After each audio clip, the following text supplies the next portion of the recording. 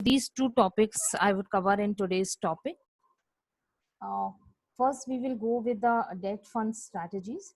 In debt fund strategies, in our very first presentation, I have explained you the basic. There are two basic components of debt total returns. So from where debt mutual funds total return comes. So there are basically two components.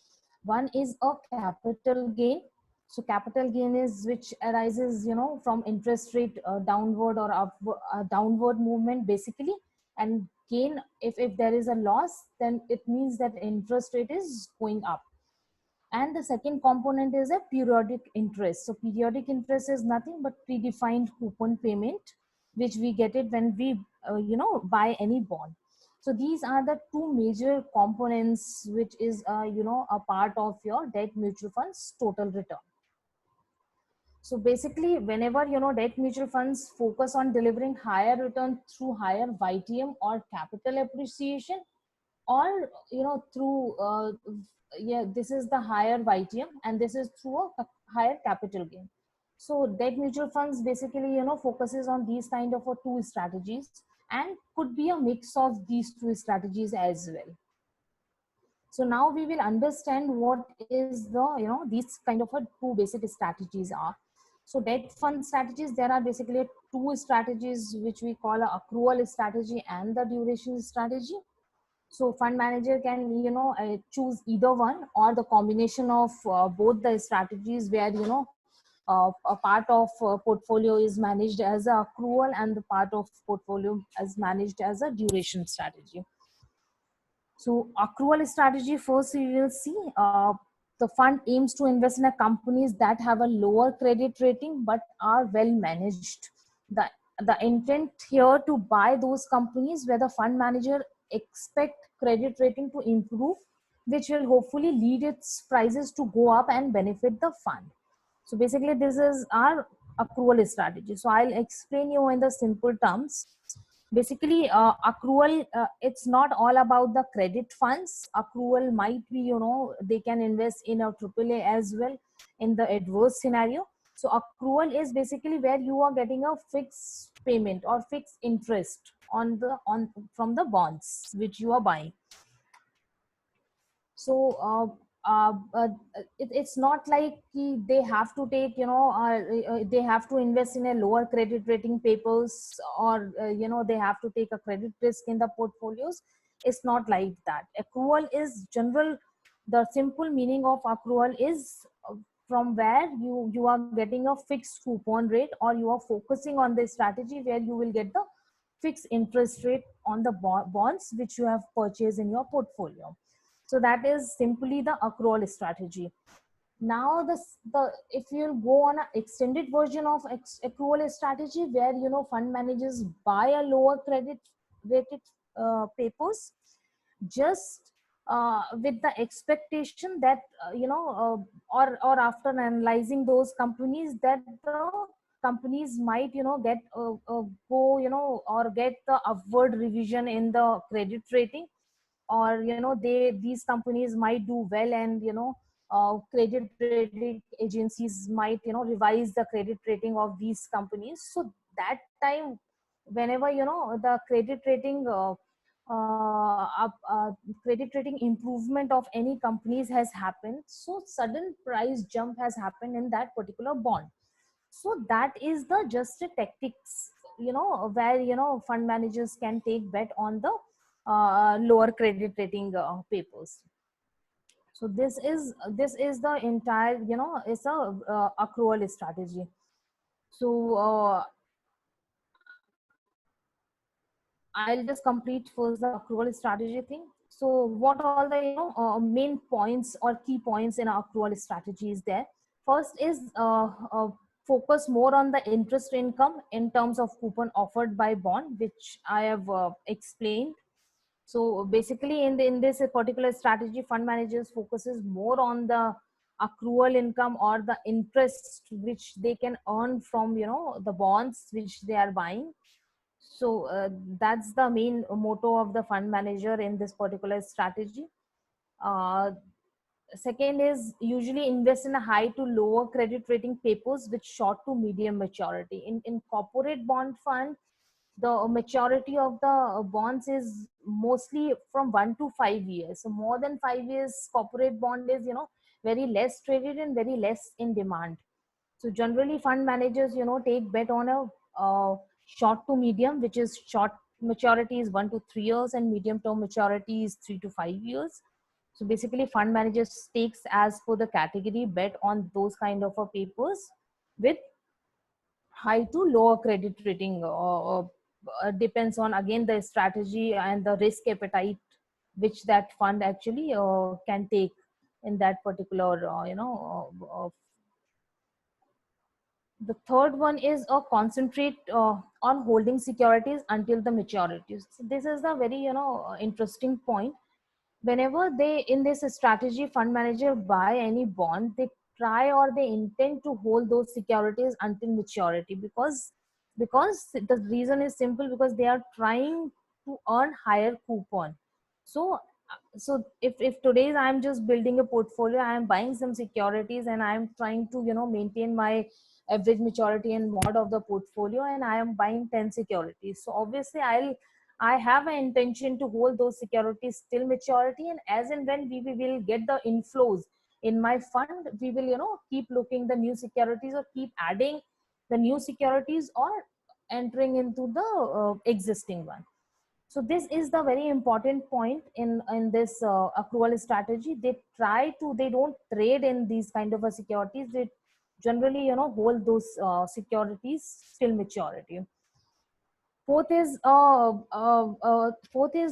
they are like a very less volatile NAV compared to duration, because uh, they are why they are very less volatile. The reason is simple, because they are getting a very fixed interest rate on a very fixed period.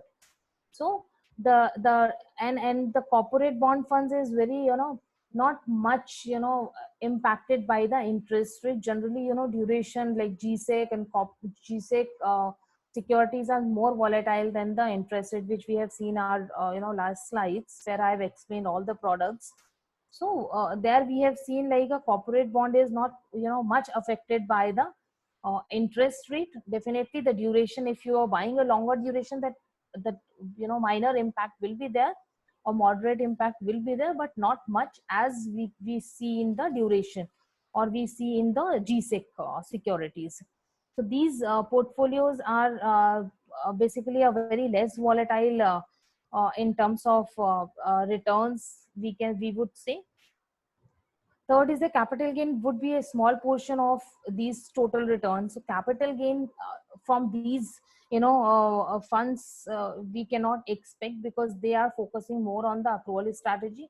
So no capital gain, because they are buying a bond at today at 100 rupees, and they are holding that particular bond till maturity. So whenever after 5 years if bond mature, then obviously that will mature at par, and they'll get back rupees 100 only, and in between they will get the fixed coupon. So there is a very less chances it's only about when fund managers in between sell some securities in a very adverse scenario, or that kind of a way. Otherwise there is a very less chances for the capital gain in those kind of portfolios. These portfolios carries low interest rate risk, as we have seen, and the high credit risk, because fund managers can go as low as double A kind of a papers in their portfolios. So accrual funds are an excellent investment options for investors who have a perspective about the interest rate movements. If for investors who does not want to see much volatility in their products, and they want some kind of a steady returns, again accrual doesn't mean the credit funds. Accrual might be a triple A portfolio also, and accrual can be a combination of triple A, double A, and can be a combination of only double A and A. So it's not like it's depends on the fund strategy and fund managers comfort, and the the categories, suppose corporate and credit I have explained you in last session.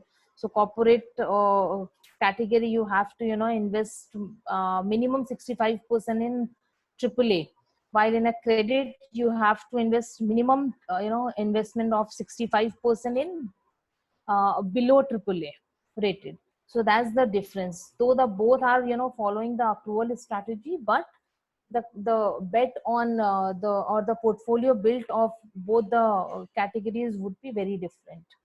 So based on that, there are the few categories like ultra short term bond funds. But short term bond funds, again, it's like a category where you will see the pure accrual strategy based fund, the mixed strategy based fund, and as well as there are a few funds who are overweight on the duration strategy as well. So it's not always like this is a full category is based on the accrual, but yes, it depends on the fund to fund kind of a thing. And corporate and credit funds, yes, they are like based on the accrual strategy. So accrual strategy, basically, there are the basic component of accrual strategy is credit risk assessment. So there are suppose a company. So there are 4 C's of credit, which basically whenever fund manager buy, so they actually check these kind of these 4 parameters very strongly. So first is the character of management. So what kind of quality of those management, and the credit worthiness of the management. So these two are the very important parameters, whether going forward the manage what is the quality of management, whether they are the clean management of the company, so more comfort they give us. So that way fund managers take bet on these kind of companies. The second one is a capacity to pay. So definitely they fund managers go through the balance sheet and the cash flows of the companies, and the asset and liability. They just keep checking like what kind of future, whether whatever the issuance they are doing, whether they have that ability to repay that loan or not. So that they just do thorough research on this part. Third is the collateral pledge to secure debt. So whatever security, so not corporate bond fund, but yes, whenever they come out with the debentures and all, they have sorry, corporate bond fund, they have to keep some kind of a collateral against those issuance. So so what kind of a collateral they are keeping, so analyze those kind of a collateral also, whether they are real, and what kind of a, if we are selling in adverse situation, so whether we will be able to get back the amount, the similar amount which we are investing into or not. So that is the another part. And the third is the covenants of debt. So restrictions, there are a lot many restrictions on the debt side whenever they issue a paper. So there are a lot many as in my last session I have told you, the bonds have different features.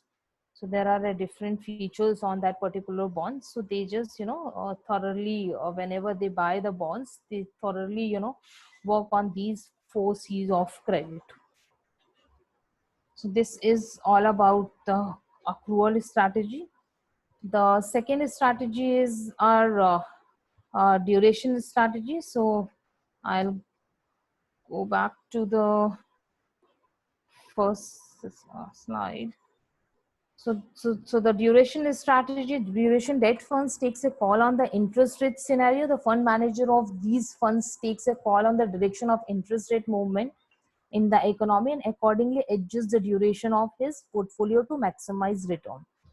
So as per the definition, it's very clear. Duration strategy is all about the interest rate movement, and fund managers has to take a call on the interest rate scenario, and based on that they have to build their portfolio.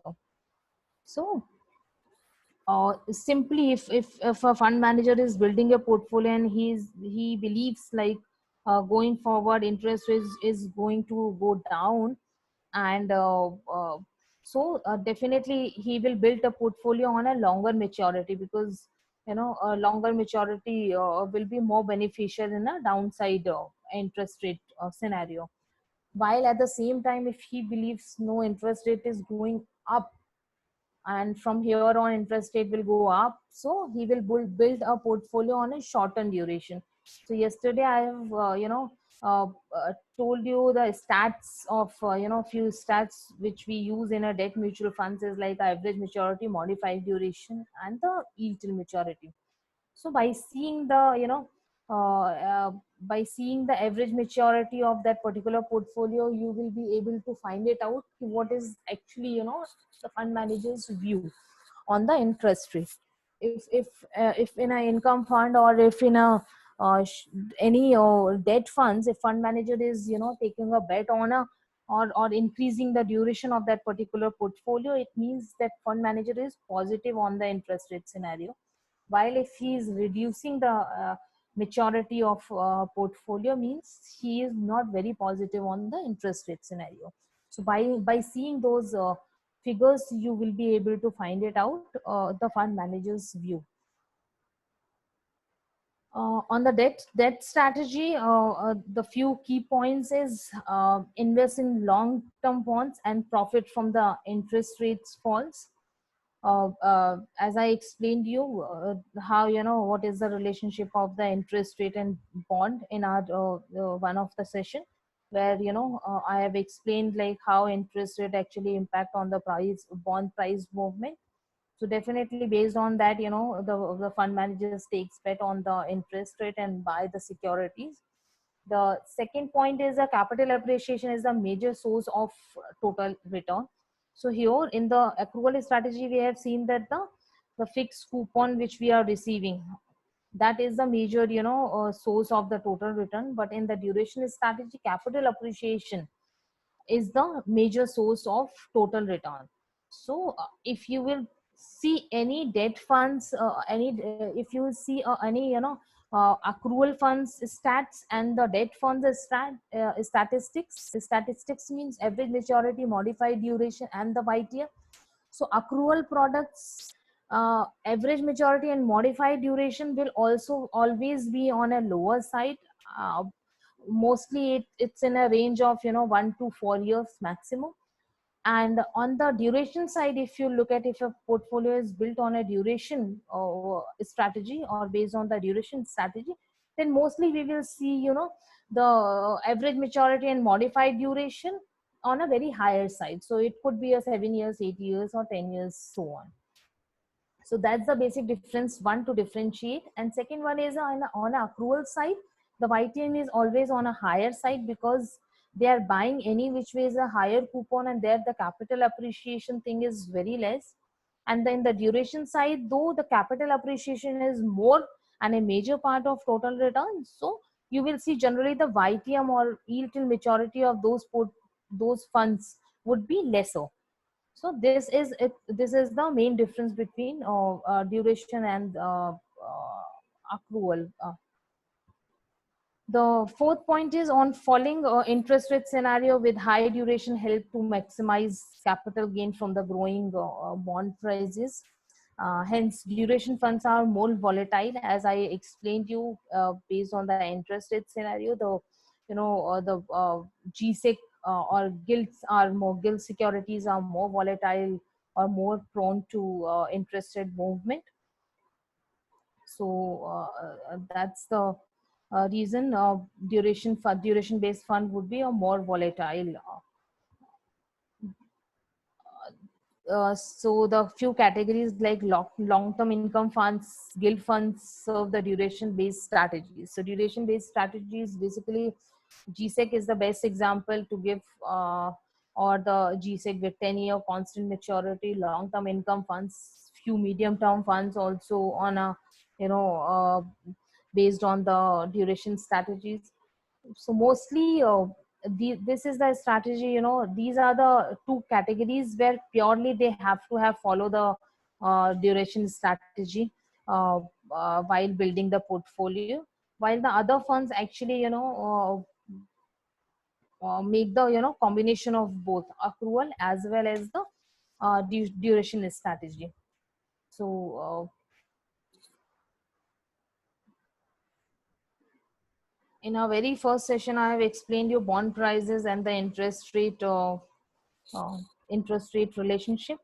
So bond prices, how bond prices changes if the interest rate goes up and down. So what all the factors which impact on the interest rate is the inflation, global liquidity, economic growth, and the global rate setup. So these are the major factors which impact on the interest rate, and though the same thing actually reflected in the bond prices.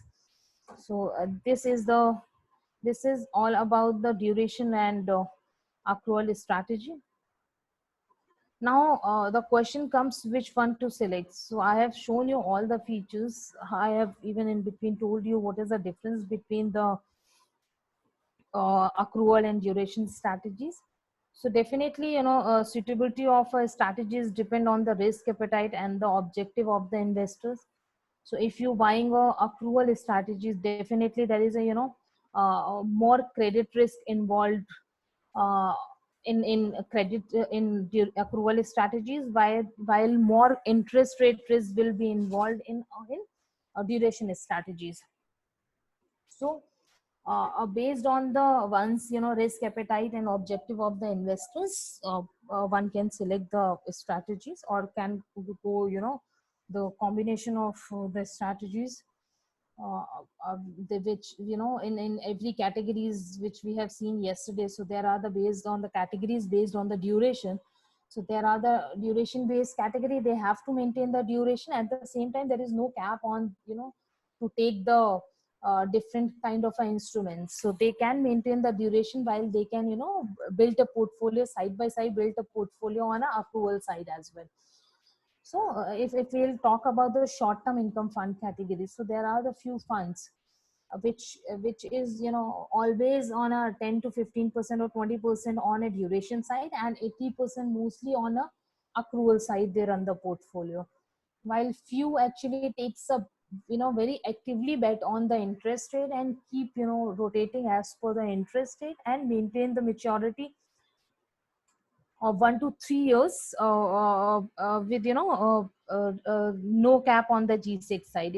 If they get the good opportunity on G-Sec side, they invest in a G-Sec as well.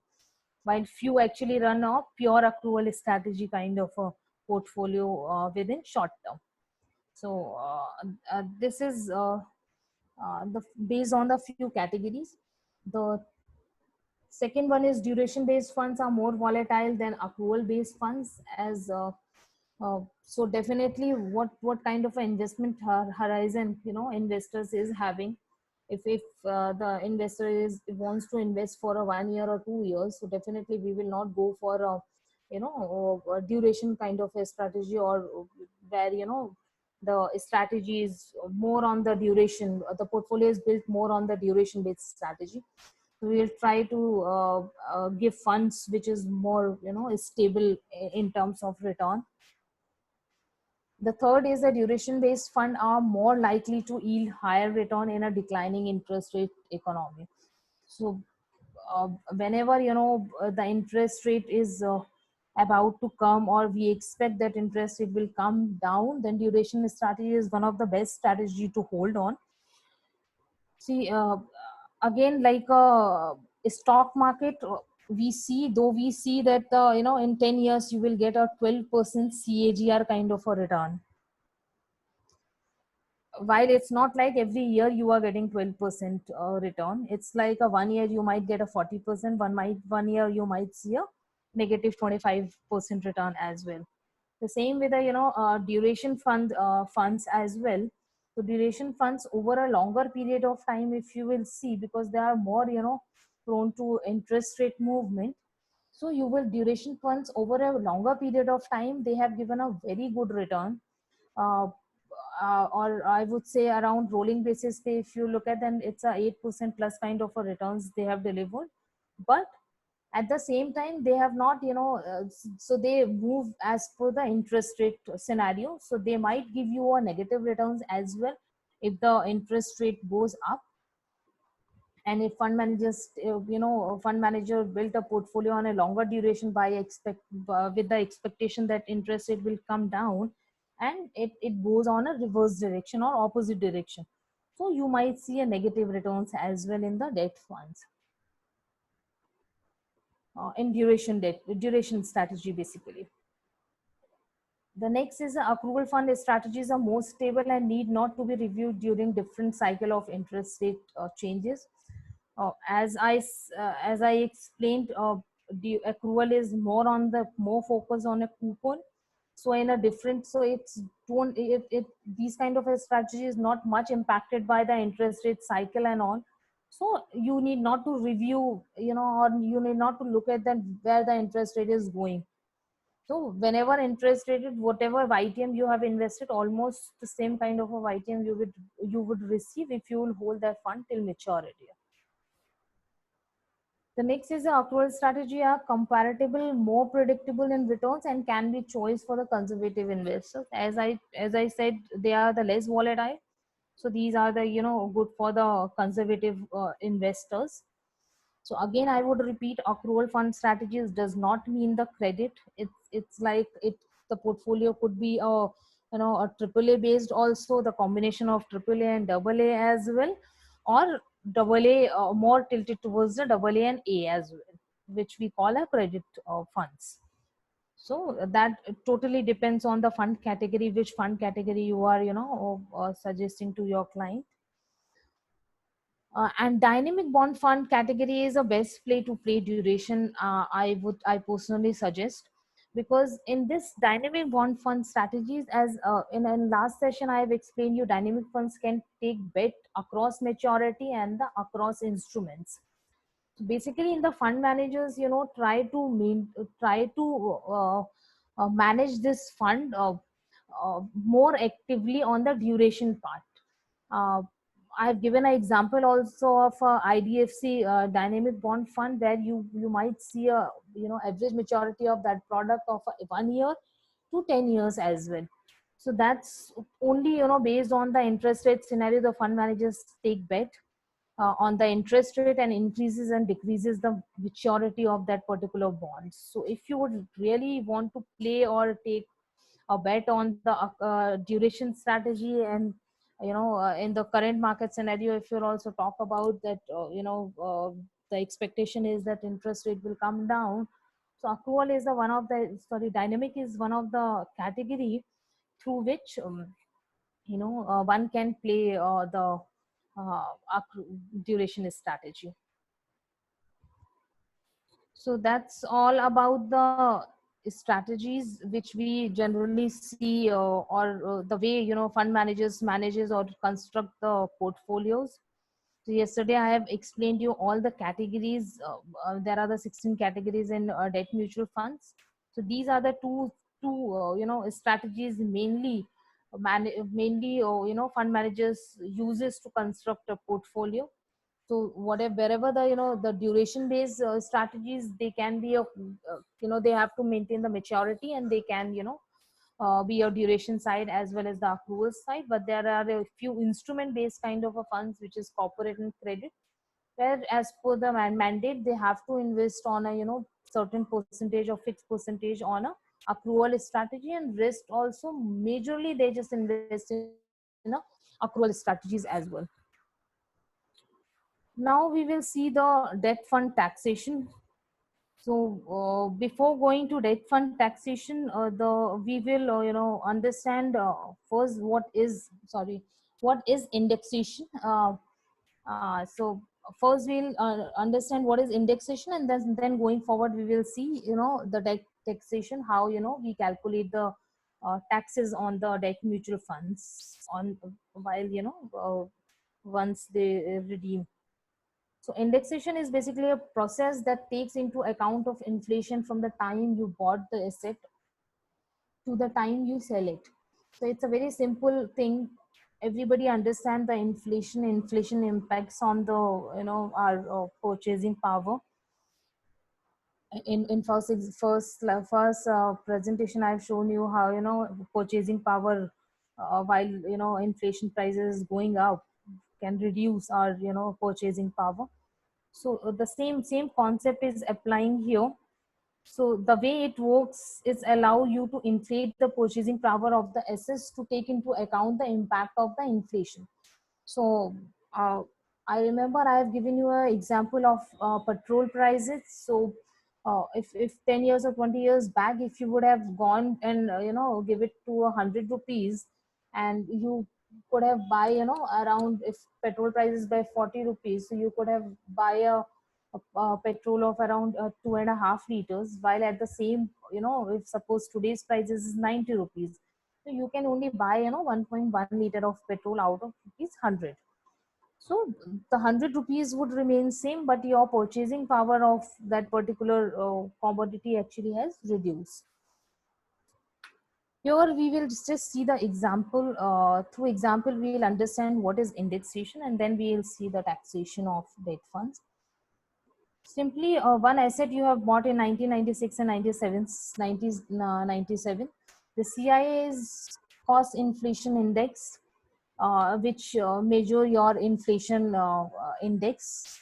So CIA was 305, and you have bought the asset of rupees 2 lakh. And in 2004-5, you have sold the asset of rupees 4 lakh. Generally, how we calculate the capital gain is 4 minus 2 is 2. So 2 lakh would be our profit. This is the simple way of calculating the capital gain, but this is a wrong way of calculating, because here we are not considering the inflation impact on our purchasing, the asset which we bought. So what we need to do here is that we have to calculate the index cost of the asset. So we have bought the asset of rupees 2 lakh. So this is the formula through which we just calculate the index costs, where the original cost of acquisition multiplied by CII year of sale divided by CII of year of purchase. So whenever the year, which year you have sold the asset, you have to take the CII or inflation index price of that year, and the year you purchase, so you have to take the purchase year CII index.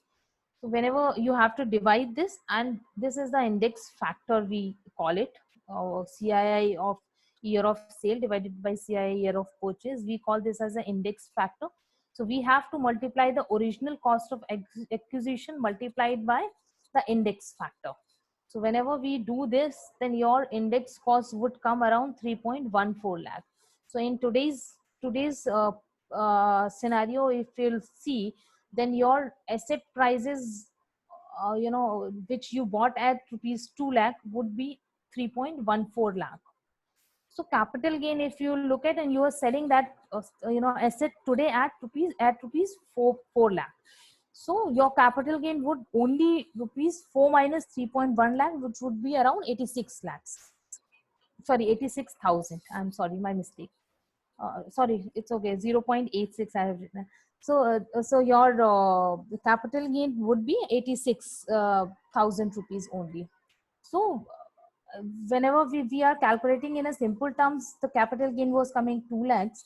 But if we have, index cost actually comes into the picture, so your capital gain actually has reduced to 86,000. So here you have seen the impact on the inflation, how inflation can impact on the your buying and selling, prices or the capital gains, basically. Now we will just go ahead and we will see the taxation now. So tax on debt mutual funds. The main key point on taxation of debt mutual fund is the minimum holding period for short-term capital gain in debt fund is 3 years. So you have to hold, a minimum 3 years for the short term, and more than 3 years if you are holding that, considered as a long-term capital gain. Short-term capital gain in debt funds are taxed as per applicable tax rate of the investors. If investor is falling, which category the investor is falling in, so definitely that impacts, that will be considering, or that will be applicable as per the individual's tax rate. So if I am falling in a 20% or 10%, so as per 20% and 10%, I have to pay tax on a, if I am selling the mutual funds before 3 years. Long-term capital gain tax gain of debt funds are taxed at 20% with indexation. So indexation we have I have explained you recently. So if you are holding the debt funds for more than 3 years, then your capital gain would be taxed at a 20% on tax indexation with indexation. DGT in the recent year, as per the finance ministry, they have abolished the dividend distribution tax paid by the companies, which earlier was in the hands of investor. It was a free.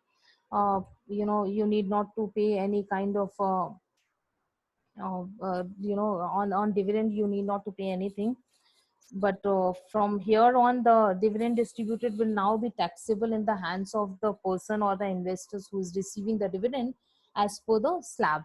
So whatever dividend they are receiving, they have to pay as per the income tax slab, uh, which they are applicable, which is applicable to them. The third is a STT is not applicable because it's a non-equity oriented fund, so there won't be any STT on these kind of on debt mutual funds. And the TDS also, the people, basically people are confused. There shall be no TDS where the aggregate payment does not exceed rupees 5,000 during a year to a single investor. So if the if there is a no income of rupees more than 5,000, so no TDS would be there. If your income is more than 5,000 rupees, then only the TDS will be deductible. So this is basically a table where based on the different type of investors, what would be your taxation. So as I have explained, the short term as per the slab rate, and long term would be 20% with indexation. TDS on capital gain nil, but there is a mark, so it depends on if it's more than 5,000. And TDS on dividend income, sorry, TDS on capital gain would be nil, but TDS on dividend income would be a 10% if your income is more than 5,000 rupees. So this is the basic surcharge. Now we will understand through one example how we calculate the tax on the debt mutual funds. Suppose we have invested in a debt mutual funds in May 2013 of rupees 50,000 rupees we had invested. The NAV was that time was 10 rupees, and based on 10 rupees, the unit allotted was 5,000 rupees, which is 50,000 divided by 10. So unit allotted or unit got that time was 5,000 rupees. We have redeemed this uh, on a May 2018, which is after 5 years, and NAV on that day, sorry, it should be May 2018. So NAV on May 2018 was suppose 2000 sorry 16 rupees only. Okay, so you have bought at rupees 10, and you're selling the uh, fund at rupees 16 after 5 years. So 5 years is your holding period is more than 3 years, so your benefit of indexation will come into the picture. So here we will see how we are going to calculate the tax on this debt mutual funds. So cost of acquisition of debt fund was 50,000, and value of redemption of unit was 80,000. 80,000 is 16 rupees multiplied by 5,000 units, because we have got that time 5,000 units. So 5,000 into 16 rupees is 80,000. So actual gain should be 30,000, but we are now going to pay the capital, because this is a capital gain, actual capital gain is coming, but we are getting an indexation benefit because we are holding for more than 3 years. So we'll calculate the index cost of acquisition. So how we will calculate the CII in year of purchase? Suppose CII of, in 12-13 was, or 13-14, sorry, 13-14 was 220 rupees, and CII in year of sale when we sold in 2018 was 280 rupees. Index cost we will calculate, how we are calculating, and the number is coming this. How the number is coming is, you can see here, as I told you, the price which we have, the debt mutual funds price which we have bought it at that point of time, multiplied by index factor. Index factor is what? The CII of sale year divided by the CII of the purchase year. So if you'll calculate, then your value would come around 63,636 rupees. So this is your index cost of debt mutual funds. Now index capital gain you have to calculate. So index capital gain would be your value of redemption is 80,000. 80,000 minus what was the your purchase value. So a purchase value, index cost of the purchase value is 63,636. So 80,000 minus 63,636 would come around 16,364, and on that you have to pay a 20% tax on capital gain. So out on 16,364 you have to pay a 20% tax, which would come around 3,273 rupees. So this is basic, the method to calculate the capital gain on or the tax on debt mutual funds, where the index cost comes into the picture. If you would have pay, if you would have to pay a tax on 30 rupees, which is the actual capital gain, so 20% of 30,000 is much higher than the 20% of which is coming as 16,364.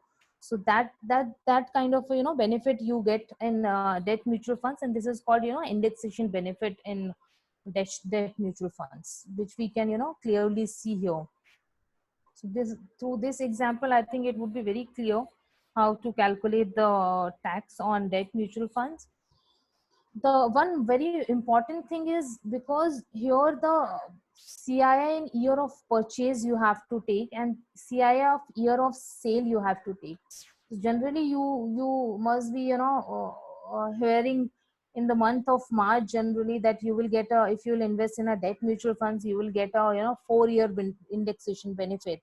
So what is 4-year indexation benefit? The simple is, you are investing in the month of March.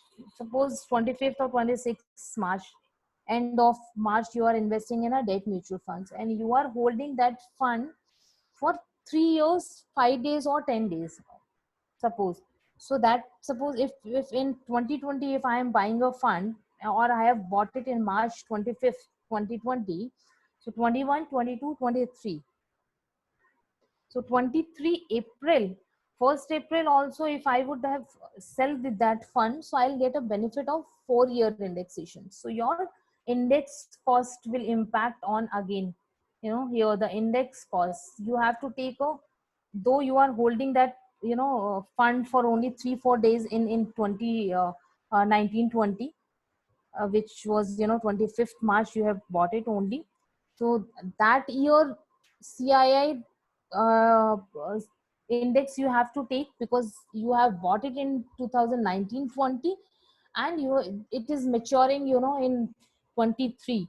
So you have to take a CII figure of 23-24. So you are getting a 1 year additional impact of the inflation. So that is what generally we see, that the 4-year indexation, if you index, you will, and invest in debt mutual funds at the end of uh, March somewhere, then you will get the 4-year indexation benefit, which is additional 1 year indexation benefit you are getting by holding only funds more than 5, 6, 7 or 10 years, can say.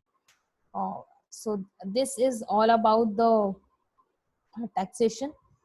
So now I think we have completed all the basic thing about the debt mutual funds, which is like how bond prices move, how bond market moves, what all the basic terminology on the debt market side, what all the categories are there, basic strategies on the debt market, and the last is the taxation on the debt market.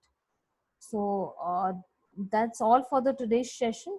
In next session, we will learn how to construct a portfolio on the debt mutual fund side, as we are seeing a debt is becoming a very integral part of the portfolios or clients' portfolios. So which strategies, how you should construct, or how you should incorporate debt mutual funds in clients' portfolio, and which funds you should pick, which category you should pick, how you can go all about to construction of the debt mutual funds, so that we will learn with case studies in our next session. So that's all for today's session. Thank you for joining in. Thank you, everyone.